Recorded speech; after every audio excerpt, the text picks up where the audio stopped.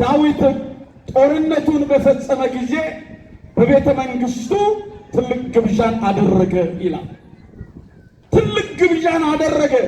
ከ27ቱም ሀገር ሹማምንቱን ጠራ። የሰባውን ፍሪዳ አረዱ።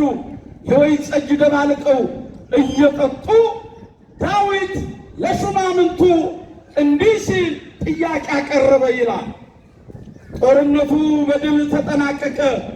የእግዚአብሔር ክንድም ከኛ ጋር ነበረች። ለጠላታችንም አሳልፎ አልሰጠንም። ከሳኦል ቤት ሳኦልና ብዙ ሺህ ሰራዊት ረግፈዋል፣ አልቀዋል። እንደው አንድ ጥያቄ ልጠይቃችሁ።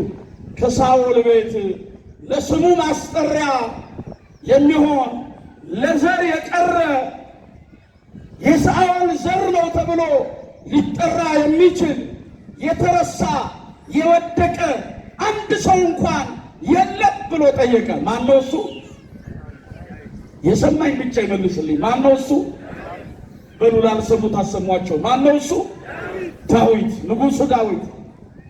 ያኔ ከሹማምንቱ መካከል አንዱ ምን አለው? ንጉሥ ሆይ 1000 ዓመት ንገስ። እውነት ብለሃል።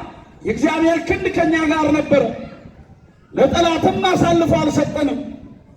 ከሳኦል ቤት ሳኦልንና ሰራዊቱ እሱ ብቻ አይደለም ልጁ ዮናታንም በጦርነቱ ሞተዋል። ነገር ግን አለ ከሳኦል ቤት የሳኦል የልጅ ልጅ የዮናታን የልጅ ልጅ የሆነ ሜምፊቦስቴ የተባለ አንድ ብላቴና ዮናታን ለሞግዚት ሰጥቶ ሲሄድ ከጀርባዋ ላይ ወድቆ እጅና እግሩ ሽባ ሆኖ ሎዶባር በሚባል ስፍራ ላይ የተጣለ መብሉን ከእንስሳና ከአውሬ ጋር ያደረገ በሰው የተረሳ ሰው ወገን የሌለው አንድ ምስኪን በዛ ስፍራ ላይ አለ ብሎ ነገረው ለዳዊት። ሂዱና